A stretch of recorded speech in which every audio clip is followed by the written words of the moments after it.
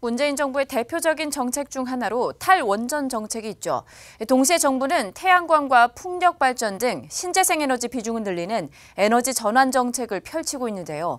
우리 국민 10명 중에서 7명이 원자력 발전을 지지한다는 조사 결과가 나왔습니다. 산업부의 도혜민 기자와 하나씩 살펴보도록 하겠습니다. 네, 도 기자, 먼저 이 조사부터 좀 살펴보도록 하겠습니다. 어떻게 나온 겁니까? 네, 19일 오전 한국원자력학회와 에너지정책 합리화를 추구하는 교수협의회, 애교협이 원자력 발전에 대한 국민 인식을 조사해서 그 결과를 발표했습니다. 사실 원자력학회와 애교협은 지난 8월 이미 같은 설문을 진행해서 결과를 발표한 바 있는데요.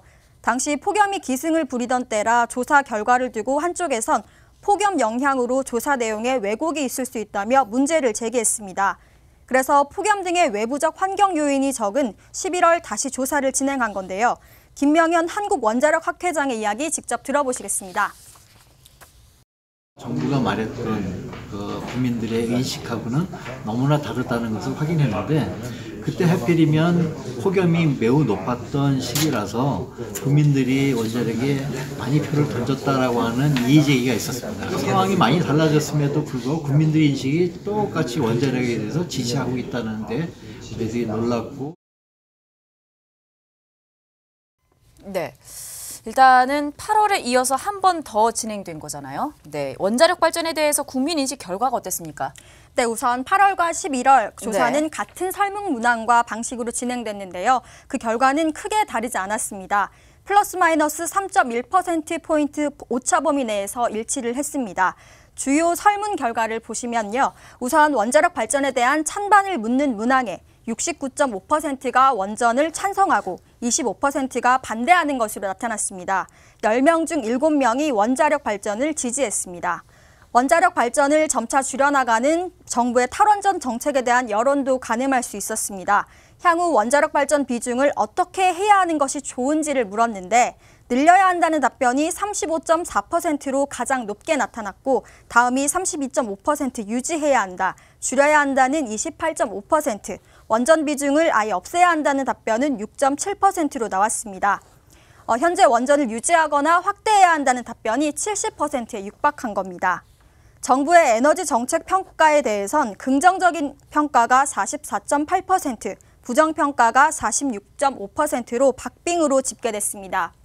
이번 조사는 한국원자력학회가 한국갤럽에 의뢰해서 지난 8일과 9일 이틀간 만 19세 이상 1,006명을 대상으로 전화조사 방식으로 진행됐습니다.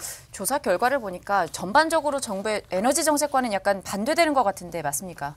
네, 그렇습니다. 네. 이번 국민인식조사를 진행한 한국원자력학회와 애교협은 정부 정책이 국민인식과 괴리가 있다고 지적하면서 탈원전 정책을 비롯해 에너지 정책에 대한 재고가 필요하다고 주장했습니다.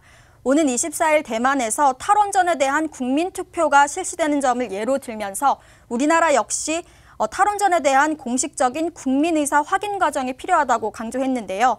그에 앞서 다음 달에 발표 예정인 제3차 에너지 기본계획에 이 내용이 반영돼야 한다고 촉구하기도 했습니다. 네, 일단은 여기서 좀 짚고 넘어가야 될 게 있는데 탈원전과 신재생 에너지 확대 좀 구분이 필요할 것 같습니다. 네, 그렇습니다. 현재 정부가 이 둘을 동시에 추진하다 보니 탈원전이 곧 신재생 에너지 확대다 이렇게 오해하기 쉬운데요. 반드시 병행해야 하는 이유는 없습니다. 기자회견장에서도 관련 이야기가 나왔는데 원자력학회는 프랑스에선 원전을 유지하면서도 신재생 에너지를 확대하고 있다면서 불가능한 일이 아니라고 지적했습니다. 그러면서 정부의 신재생 에너지 확대 정책을 위해서라도 원전은 필요하다고 말했습니다. 많은 분들이 오해하시는 것이 원자력을 줄이고 신재생 에너지를 늘려야 된다, 태양광 풍력을 늘려야 된다고 생각하지만 사실 태양광 풍력을 늘리려면 기저부하를 담당하는 원자력이 튼튼하게 받쳐줘야 됩니다. 그래서 저희 학회는 신재생 에너지 확대를 위해서도 원자력은 유지돼야 된다, 혹은 확대될 수도 있다, 이렇게 주장을 하고 있습니다. 네, 기자회견장에서는 정부의 탈원전 정책뿐만이 아니라 과학기술계 전반에 대한 얘기도 좀 나왔다고 하던데 어떻습니까? 네, 정부의 탈원전 정책이 탈과학기술로 읽힐 수 있다는 우려가 나왔습니다. 최성민 카이스트 교수는 과학 집약적인 원자력 기술을 발전하기 위해선 인력 양성이 필요한데 현 정부의 탈원적 정책은 청년들에게 유인책이 되지 못한다고 지적했습니다. 또 이덕환 서강대학교 교수는 이번 평양 남북 정상회담 당시에 과학기술계를 대표하는 인사가 방북하지 않은 점을 지적하면서 정부가 과학계를 홀대하는 것이 아니냐라고 말하기도 했습니다. 네, 현 정부의 탈원전 정책 또 어떤 방향성을 나타내게 될지 좀 더 살펴보도록 하겠습니다. 지금까지 도혜민 기자와 함께했습니다.